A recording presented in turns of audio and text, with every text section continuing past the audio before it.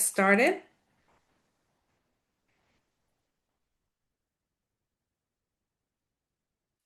So the title of our workshop today is The Hidden Curriculum, How Values Are Already in Your Classroom. First of all, I I would like you guys to know, I know Sandra already mentioned it, but my work really does focus on strengthening values in education, in families, organizations. And for years, I have worked with parents, teachers, and leaders who deeply care about teaching, who deeply care about changing their students' lives. So before we begin, I really want to recognize something that teaching is not easy. There are curriculum demands, assessments, tests, behavioral challenges, administrative expectations from the school, parents' concerns. We practically act as psychologists, counselors, friends. Uh, we have a lot of roles that we actually play during the time that we teach. And many teachers tend to feel overwhelmed. They feel pressed to cover probably content, the curriculum. So when we talk about integrating values, I don't want you all to think that this is something extra, that it's gonna be an extra load, but I want you to be open-minded because you will realize after today that we are already teaching values in our classroom, that we are already causing a big impact in the lives of our students. And with this said, I would like to start then and let you know that the key message today is educated in values is not one more task. It's a way of being. Because today I want to offer you guys a different perspective. I want you to take values education not as one more task, but as a way of being, not about adding lessons, but about being more intentional with what we do every day in the classroom.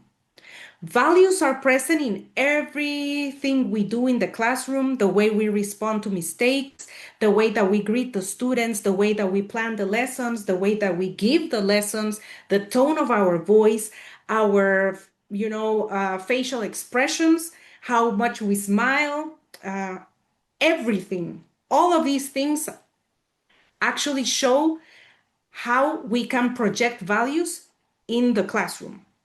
So, one of the things that I want us to do today is to reframe the way that we teach values. What I'm going to be telling you today is hopefully something that you can start applying immediately from tomorrow when you arrive in your classrooms. You'll be able to apply some of these well, you could say strategies that I am going to let you know. So, what we usually think that values education is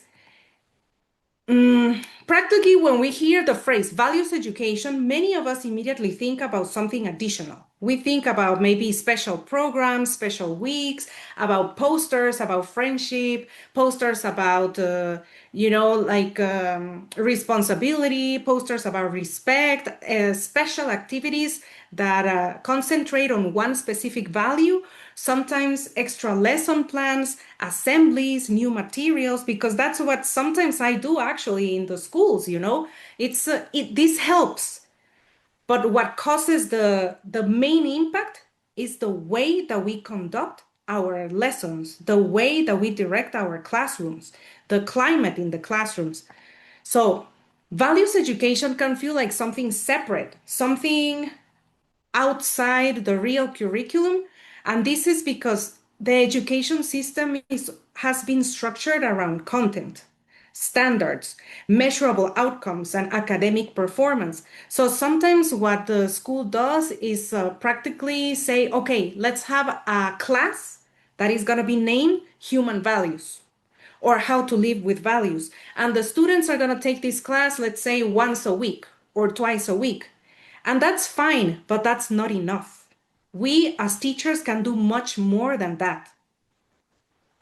When values are treated as an add on, two things can happen. First, the teachers would definitely feel overwhelmed because they will say, okay, I already have to do my lesson plans, all the evaluations and check all the tests and do all the reports that I need to fill in, etc. And you are asking me to also reinforce values. And another thing is that students can perceive it as theory. I don't know about you guys, but when I was young, I remember my values class, and I have to admit it, most of my classmates, when it was time for the values class, we were bored because it was mainly about just listening about what is right, what is wrong, what we should and we shouldn't do. And, some of us, especially if teenagers, they can feel guilty and they can start saying, no, I don't like to feel like this during this values class. So what do? They start like a kind of having a negative attitude towards the class, towards the lesson, and when it's time to actually have the values class, they don't even want to listen. They shut down because they think they're going to be judged, right? And it's what tends to happen in society now, all the time. People tend to judge before actually understanding others. And that is what I try to do with my all my lessons and all the workshops that I give about values in schools, in universities, and in companies. I try to change that mindset. And because most people think of values like that, that class that I used to have separately, in middle school or high school, where they used to make me feel bad about myself. And that is not it. So, if values education depends on extra planning time, it will always compete with academic pressure. So, the best thing we can do is what teaching values actually is, which is values education is the intentional formation of character in everyday experiences. And for this, I need you guys to be very open minded and to understand that if I have also parents present, how we influence our children with our behaviors. We can also cause influence and impact our students' lives with the way that we act in the classroom. So it's not about adding content, but it's about shaping meaning. The values education happens when we help students connect the action with the consequence, when we guide them to reflect on, I don't know, fairness, responsibility, friendship, all of these values, but especially when we model them, like remaining calm under pressure, or when we correct the behavior of a student with dignity instead of humiliation. Values education is also not about what we teach once, but it's something that we constantly teach, because we cannot be one way today and then tomorrow another way and then solve this same issue in a different way. We need to be consistent in the classroom. We need to be consistent in what we teach, in what we project. So this is how we influence the students from the classroom. Values education is also, uh, let's say, in other words, it's not a separate, hold on, I cannot see here. It's not a separate track from academics. It's actually what gives academics depth, because the beautiful part is that we are already doing most of it. We are already trying, hopefully, to make our lessons something intentional, something that will impact our students' lives continuously, not just today or this week. We are trying to teach for life. My school, the school that I went to all my life since I was 3 years old until I graduated from high school at 17, the how do you say, lema? We would always say it, in every assembly. Like a It logo, was slogan. the slogan, would be live to learn and learn to live. And it's true. All human beings, we live to learn every day from our good experiences, from our bad experiences, but we also have to learn to live. And as teachers, as educators, that is something that we can teach our students. How? I would like to point out daily interactions. I mean, I want you guys to think about how many micro moments happen in your classroom every single day. I have pointed out here some examples. A student forgets homework. So, okay, let's see. Each of these examples is not just a behavioral moment, but a valuable opportunity to teach. So let's take the first one. It says a student forgets homework. Okay, so when a student forgets homework, we can respond with irritation, yell at them, humiliate them, or we can respond with responsibility and accountability and make them reflect on why they forgot their homework. Why do they think this is going to impact them negatively because they couldn't do it, right? Let's say we have here two students disagree during group work. Okay. So when two students are arguing, do we simply see it as noise and just ask them to shh, calm down, calm down? Or do we actually approach them and guide them and say, hey guys, this is not the right way to communicate with each other? Because maybe we are addressing two students, but the rest of the classroom is listening as well. Even if we think they are not, they are. So those are like the best moments where we can teach values. It says here, someone gives up too quickly. When someone struggles, we can either emphasize their grades or we can emphasize perseverance. Like we can say, look, I really admire your perseverance. I love that you've been working hard on this project. Next time you will do better. Instead of saying, let's say you get a 40, because then they start thinking, okay, yeah, grades are more important than actually learning something. Someone succeeds and looks proud, it says here. And I love these moments, someone succeeds and they look proud. So values education lives inside all of these daily exchanges. So I think that values education should not be like complicated, but just consistent. We really have to be aware of the situations that are going on in our classrooms. If someone feels excluded, for example, do we ignore that fact or do we address, for example, in private, the class leader and we say, hey, I would like you to work with this person on this project? Try to get that person involved, try to help them. So something important that I think we need to point out today is that students will not remember a specific test, maybe, or in 5 years they might forget a specific worksheet, but they will never forget how they felt in our classroom, how we made them feel. And I have a really good example about this. Unfortunately, it's not good, but I remember when my youngest son is 16 years old now. He's in grade 11. And I'm a very proud mom, He's a very good person and a very good student, very good athlete. But when he was in fifth grade, he had like seven teachers, but two of them, for some reason, they didn't like him. And he could feel it. And especially because sometimes they would make fun of him. They would point out certain things that they didn't like about him to his face. And he would confront them because I taught him, I taught my children, when you disagree with something, you respectfully say it. And you can say, you are my teacher, you should not talk to me like that because you will disencourage me, right? So up until this day, that is something that he remembers as a negative experience. Of course, since we have communication at home, I was able to address it with him and work it with him.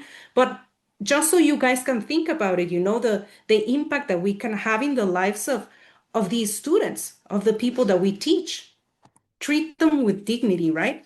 So for this is a good example for what I'm going to talk about next. Let's say language. Language is one of the most powerful tools in values education because the words that we choose can shape how students see themselves and how they see others. So, for example, instead of saying you are wrong, we might say, let's think about this a different way. What solution do you suggest? Or how would you solve it? Or maybe get other students involved and say, how would you help this person to solve the situation? Language can either label students or build them. It can also reinforce shame or responsibility, and it can create fear or trust. For example, when we say, what did you learn from this mistake? We are teaching them to reflect, to analyze their actions, and to try to correct what they did wrong, right? But but if we say, why did you do that? You know, if we say it in that tone, of course, they will feel threatened and maybe they might not even answer.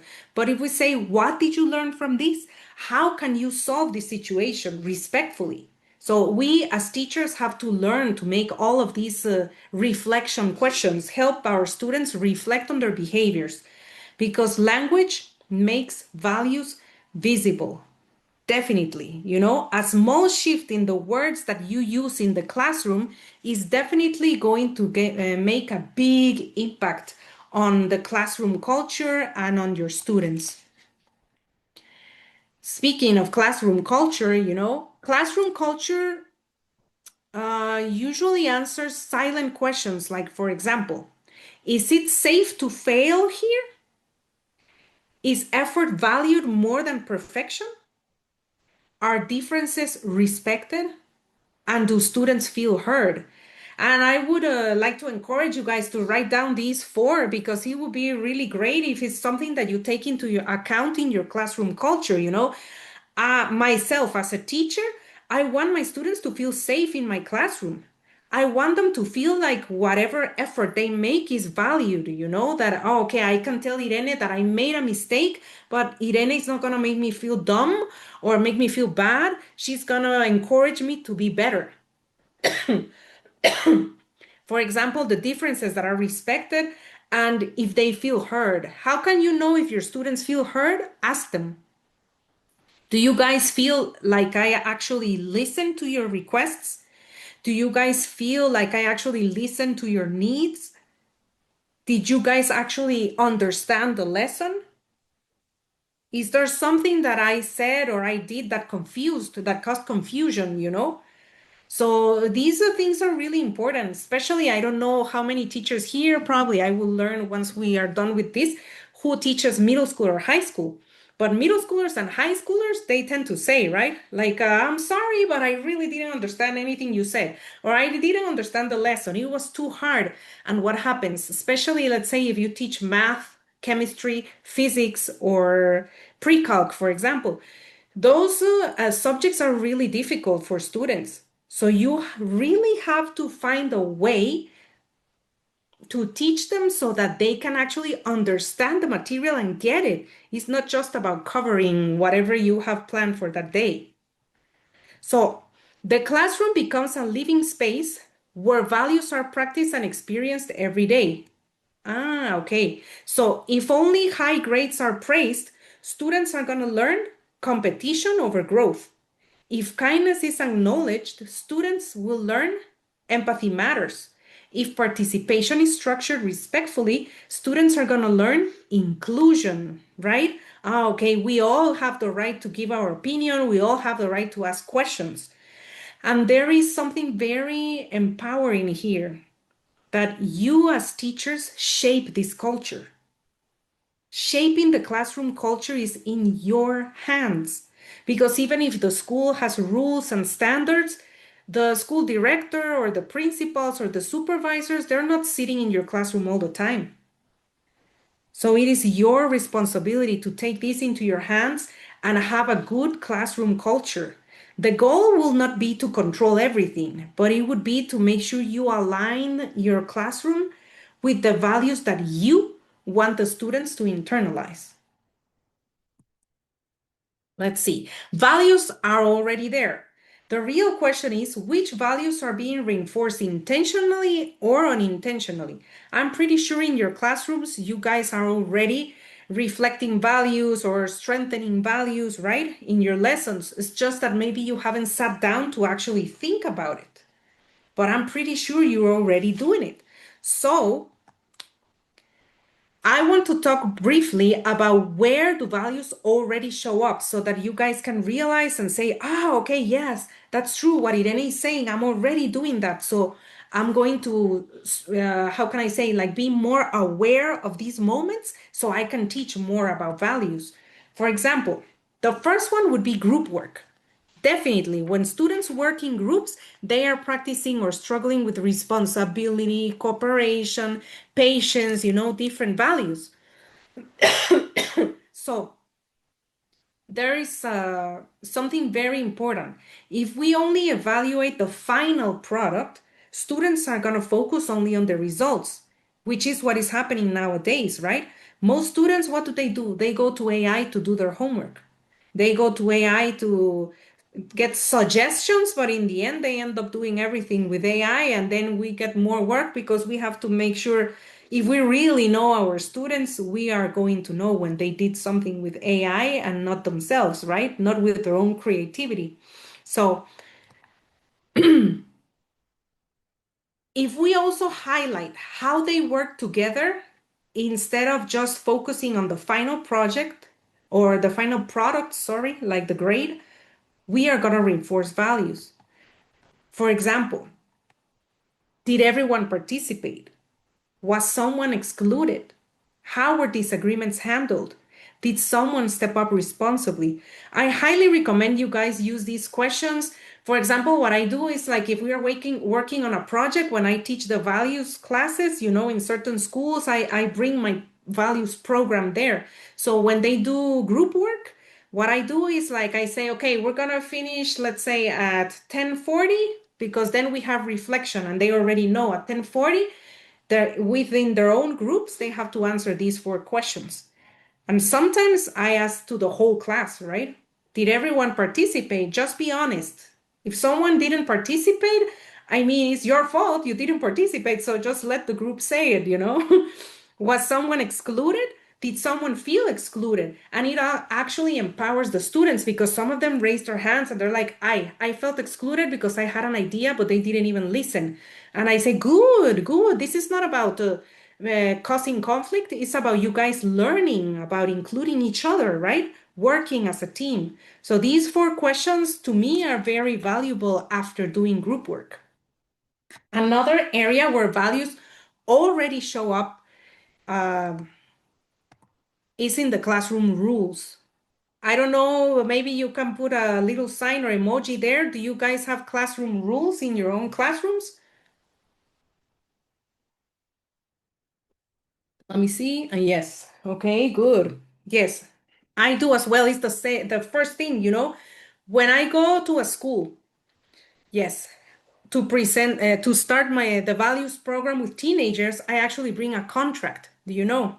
It's a small written contract which has the rules and they have to sign on the bottom that they understand the rules of that program and they are going to cooperate, and it stays in their folder, and it's like a reminder if they are not actually doing what is they're supposed to do in the program. So, if rules are imposed without explanation, the students learn obedience. But if they are discussed and understood, they will learn responsibility. For example, we don't raise our hand just for order. We raise our hand because we respect other people's voices. We do not submit work on time just to avoid punishment. We do it because responsibility builds trust.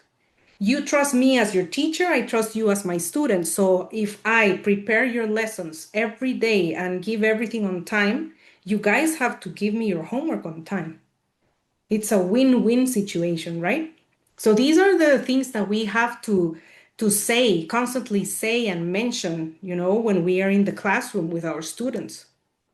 Another place where values already show up, it's in feedback and assessment. And please, to me, this is really important. If students only hear about grades, they learn about performance only. But if they hear about effort, growth, and strategies, they learn perseverance. Assessment, and this is very important because this is in our hands completely. Assessment can either create fear of failure or courage to improve. I mean, if we tell a student, you did it wrong, why did you do it that way? I can't believe you made that mistake. They're gonna feel embarrassed, right? Feedback is not just academic correction, but it is also character formation. So if we say, for example, I noticed that you worked hard on this, right? I noticed that you work hard on this. For them, this is great because they're like, oh, wow, she noticed. He noticed, right? What I'm doing.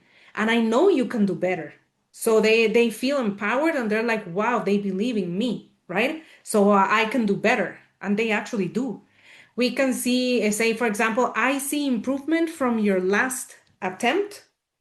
and congratulations. And I know you can keep doing even better, right? So it's just like our choice of words, but it's very important for us to take these things into account. The last place where I can tell you that values already show up in your classroom is conflict and mistakes. When conflict happens in a classroom, it can really feel not just disruptive, but it can create chaos, right? If we do not handle it correctly. But it is also a real life opportunity to teach many values to our students. And if we rush to silence the conflict, the students would learn to avoid it. But if we approach it in front of everyone, everyone learns, right? Okay, why are you guys arguing? Okay, she said this and he said that. Okay, okay. So I understand you're both hurt. Okay. So what part exactly of what she said hurt you? And then he or she will answer, and then the other person, and we can ask, why did you say it? And sometimes we can notice that it's actually maybe they are just sorry, stressed about something that is happening at home, or they are stressed about another issue that is happening with another classmate. And as human beings, they just, like a boom, they bursted and they ended up uh, being mean to their classmate, right? Or the person sitting next to them. So these moments are very valuable because that's when the students absorb the values in the classroom. If mistakes are punished harshly, they will learn fear, like I said. And what can we learn from this? This is something that we always have to, this question, we have to memorize it and we have to use it almost every day, right? What can we learn from this? What did you learn from this? What would you do differently? All of these questions really, really help them, and it helps their critical thinking skills as well, which is part of teaching values. There are some simple strategies that you can use as well to integrate values across subjects. And if you guys are taking notes, I think it's just like four. And basically, is what I've been mentioning already, but I just want to reinforce it and make sure you guys have it clear. The first one is the language that we use because the words that we choose as teacher do more than deliver instruction. So they communicate values, in everything we say. So every time we give directions, we correct a mistake, we respond to behavior, or we are shaping how the students see themselves and how they see others. Very important to teach them not to judge themselves and not to judge others. When we say, like I said a couple of minutes ago, you always do this, we are labeling. When we say, I know you can do better, we reinforce growth and confidence, right? So when we shift our language, we shift the emotional climate of the classroom.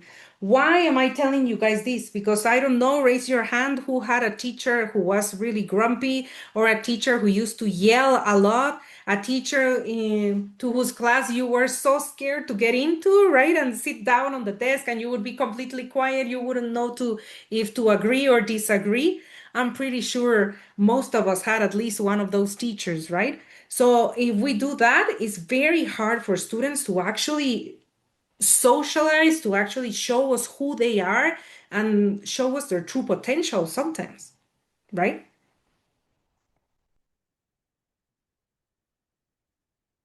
Another strategy is using questions that promote reflection and values. And actually, I have like 30 questions, but I didn't write them here. So if you guys would like some of those questions, I recommend that you follow me on Instagram and you send me a message, and I can send you, the little document that has all those questions so you guys can have them with you. Here I wrote some of them, but as you can see, how did your team work together? How did they work together? Explain to me. How did you feel? What value was necessary for this group to succeed? What could you improve next time? How did your reaction influence the outcome? What did you learn about yourself in this situation?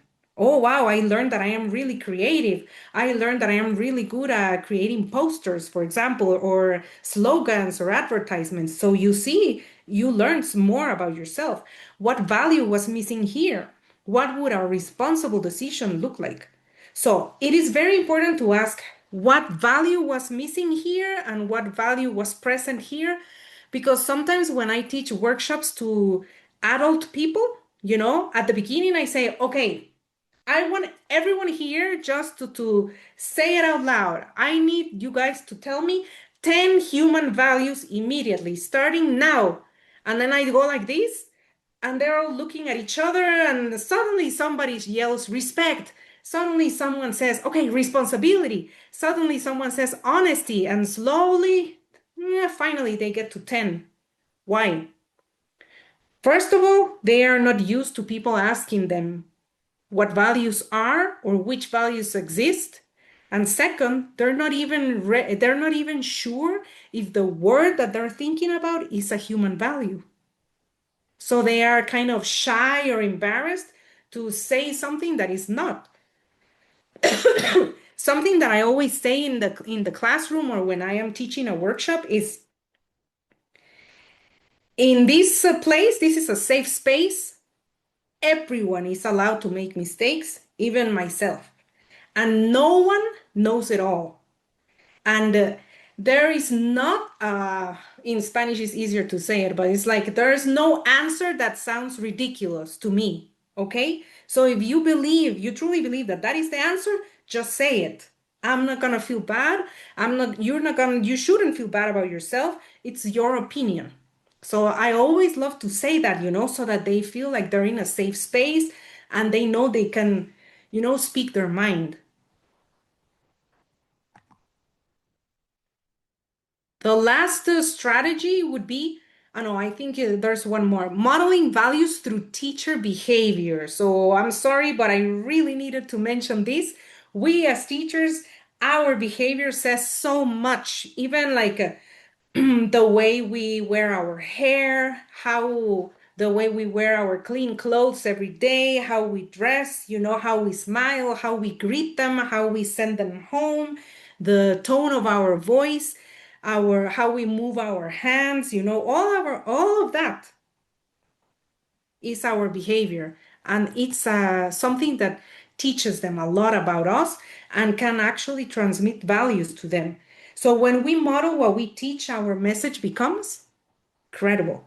Modeling values does not mean being perfect. It's just like being consistent and understanding that is a lifestyle. That's what I call it. It's a lifestyle because we make the decision to actually live that way. Now, we really need to understand how to connect academic content with real life values. So, how do I connect values without changing the curriculum? For example, this is very important. And I would say, like, for example, when we are planning our lessons and when we already know what we're going to teach that day, we could actually think intentionally, is there a value that I can teach through this lesson, throughout the whole lesson? And, like all the exercises that my students will do to practice whatever I'm going to teach can also include this value. For example, in literature, we can explore values like loyalty, justice, courage, integrity through the characters' decisions, especially if we give them like books that they have to read. But I love, this class, like teaching English, for example, like I don't know, but if in my kids' school they have AP courses, like AP English, contemporary English, and um, they read a lot of novels and everything. And my kids, they share with me, they're like, Mom, today we talked about this character and what values does this character reflect? What did I learn? What would I like to replicate, from this character's behavior? So all of these, these are great teaching moments and moments that have a lot of values within them. In history, you can reflect on leadership, the leadership of a certain political leader, the leadership of a certain famous character, the ethical choices that they made. What do you think about this? I mean, it doesn't mean that the whole classroom has to agree on something. It is okay to disagree, right? And the consequences of the actions. In science, for example, Something that for me, it's very important in science is ethics, right? How they are testing certain products. Let's say the end product is this, but what happened and who got involved before getting to the final product, right? Is everything ethical. In math, for example, you can emphasize discipline, the importance of precision. You need to be precise. For example, the people in math, I guess I don't know because I'm not from pharmaceutical area, the industry, but if you don't put the right amount of components into a medication, you can actually end someone's life. So, decision, precision is very important, logical thinking. So there is always something that we can teach that is related to values in every lesson that we give. So with this, I would like to go. This is just like a little summary that I am leaving for you guys because the title is called The Hidden Curriculum, What Students Learn Beyond Content. So you can see, look at everything they learn, and the stars here are you guys because you are the guys that are going to give them all of these knowledge and are going to teach them all of these things. They learn how authority is exercised, how conflict is handled, how power works. Look in the second apple, it says they learn whether adults apologize, whether effort matters more than perfection. They learn whether their voice counts. And in the last apple, I put if we speak about respect but use sarcasm, they learn about that, right? So this is something, I mean, if you could take a picture and keep it because you guys are the educators. You are the persons that are gonna the people that are gonna make this happen, right? So, with no further saying, I would like to pause and reflect with all of you guys. I know that Sandra and Ovidio are going to help me with this. I would like you guys to take a picture of this because I know they are going to break you into two groups, I think. And I need you guys to think about one lesson that you teach regularly because I know we have math teachers, English teachers, and you teach different subjects in English, maybe. So I want you guys to answer in a group the following questions. What value is already present in this lesson that I teach regularly? How do students already practice this value during the lesson? What small comment, question, or action could make this value more explicit? And then if you have time, you can complete the sentence at the bottom that says, one small change I can make in my classroom to strengthen a value is, and then when you guys come back, we're gonna listen to a couple of you and see what you guys talked about. Sandra? Yes. So this is the moment in which we should not leave the webinar, but actually go to break groups and play full out, because all the knowledge that we receive and hear is wonderful only if we apply it, but by At least guys, three teachers, if you could guys share your answers to the questions, what did you guys come up with? I have a space for listening to three. Who would like to go first?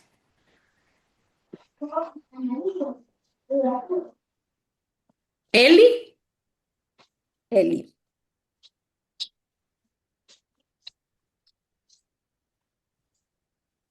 I cannot hear you. So maybe while Ellie Oh. fixes his microphone, anybody else who wants to Mhm. share? Maybe I can go. Yes, Osman, thank you.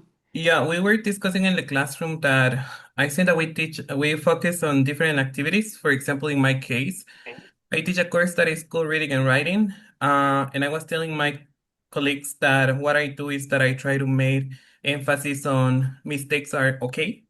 They are part of the learning process. It doesn't matter if you make a mistake. The idea is to go back to your task and try to make it better. And I think especially in reading and writing that sometimes it can be really complicated to form a sentence, for example, of a paragraph or an essay. So in those instances, I think that it is important to have your students trust in themselves and also trust in you. that you can guide them on do a better job, but that they can do something really good as well. Yes, definitely. Thank you, Osman. Is there someone else who would like to share? Well, me, Edna. Hi, everyone. Well, I was talking to my colleagues that, you know, it's very, in my case, I always share in my classes with the students, they are engineering students, responsibility, the most. And I was saying something very important, and you mentioned that at the time that you were talking, that one of the things that really the students see in us is our, behavior. We as teacher, whatever we do, they are going to repeat it. It's like when you have a baby. My daughter had a baby on the 4th of February, and she's just a beautiful girl. And believe me, she's already modeling her mother mouth. And that's the way the students do. They see us as mothers, or in my case, right? And even though, we speak English all the time, right? And then they go like, oh, yes, miss, you know, and they correct themselves. I'm speaking Spanish now. No, no, you said English. I will continue with my English. It's not that I have to be correcting them. They already know what to do. It's because it's the effort that we make every day in a single day, responsibility is not just to hand in homework on time. Responsibility has to be dealing with their work. Let's say that they are working in a company already. They have to be on time. They have to be responsible for everything they do. And we as teachers teach them. Believe me, I have learned that as a mother. Okay. Excellent. Thank you, Edna, for sharing. And I would like someone, so we can wrap this up. If someone could share with us what they wrote in the sentence that I asked you guys to complete. One small change I can make in my classroom to strengthen a value is. Who can share that? One small change I can make in my classroom to strengthen a value is. Let's see who is the brave I one. think if I can just add, especially today, I had a situation with a student, and I don't think I necessarily overreacted, but um, I think that going back tomorrow, one thing that I can do to strengthen values in my class is not be afraid to apologize to a student and say like, Okay. hey, like, I we had this conversation yesterday. It was about this, and like, I'm sorry if it sounded like this, but I really want you to feel that you can speak your mind in my class and it's a safe place. So, yeah. It's not nice or Definitely. fun, but it's, so if we really want to model them, then we really have to step up and do the growth in ourselves as well. Yes, and it will be a great teaching moment, Paola, because you can also address the whole class and tell them, you guys can feel free to express yourselves respectfully in this classroom, right? This is a safe space, and it's definitely a teaching moment for you as well. You will grow as a professional and as a person as well, because they learn from us and we also learn from them, right? So thank you so much for sharing. Let me see. Well, I would just like to say, that like I think I pointed it out before, students are going to forget probably formulas or certain dates or a specific assignment, but they will never forget how they felt in the classroom environment, right? There are always certain moments that are going to cause a great impact in their lives. So let's keep it up. Let's keep up the good work. Let's keep doing the best that we can as educators, as human beings, and try to incorporate these simple strategies that I taught you into your daily lessons. Yes.